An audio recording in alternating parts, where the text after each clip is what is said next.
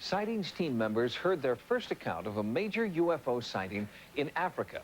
It was particularly intriguing because the eyewitnesses were school children who had not had any exposure to popular press accounts of UFOs. On September 14th, 1994, something flashed through the sky in southern Africa, alarming a few and confounding everyone. It was a UFO. 2 days later, 62 school children in Ruwa, Zimbabwe, claimed they had seen a UFO land in the schoolyard. It was dismissed as fantasy until one UFO researcher began insisting that the children were telling the truth. This object landed with the 3 or 4 things beside it, and then a door opened, and this little man got out, a hat on, a black suit. Cynthia Hind is one of Africa's leading ufologists. She interviewed the children the day after their encounter and had them draw pictures of the strange visitors they had seen. They were very slim, the suit was black, but it was the eyes that was frightening. In 1995, Hind brought worldwide attention to the Ruwa children when she presented their case at the 8th International UFO Congress in Sheffield, England.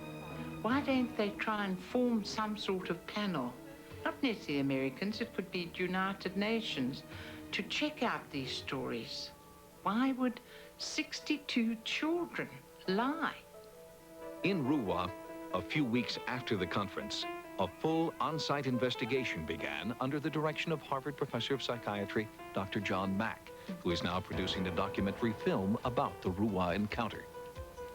It was silver, and the ring around it was red. It was red.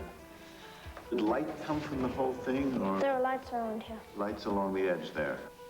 How many of the strange beings did you see?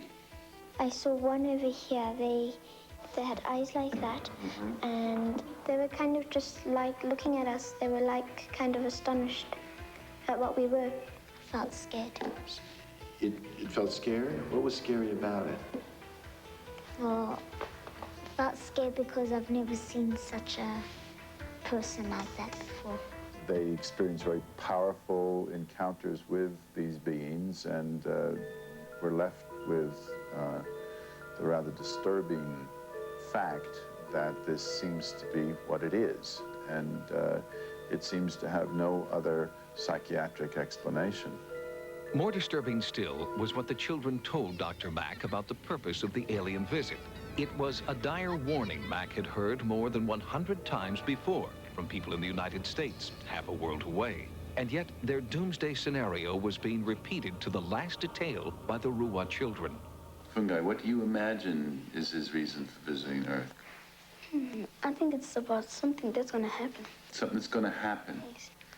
What I thought was maybe the world's going to end. Maybe they're telling us the world's going to end. I think they want people to know that we're actually making harm on this world and we mustn't get too technologized. How did that get communicated to you? I don't really know, but it just popped up in my head. Pollution? Yes. He never said anything. It's just that the face is the eyes. They looked horrible. And the eyes, the horrible look, had that information that you just told me? Yes. Now, the people in Africa don't have television. They might have a radio, but I can tell you the media don't deal with UFOs there. They're but nervous of it. So where would they pick it up? Is it a mass telepathy? While some researchers are suggesting the Ruwa sightings were created by mass hallucination, Dr. Mack hears a different story from the children. If someone were to say, well, you know, you just have a lively imagination and you made this up, what would you say? I haven't been influenced by any of my friends. I have seen what I've seen. Because of political instability in many African nations, it's been impossible to get an accurate accounting of UFO sightings there. Ufologists are eager to investigate several reputed hotspots, but field investigations in Mozambique and Rwanda have been put on hold.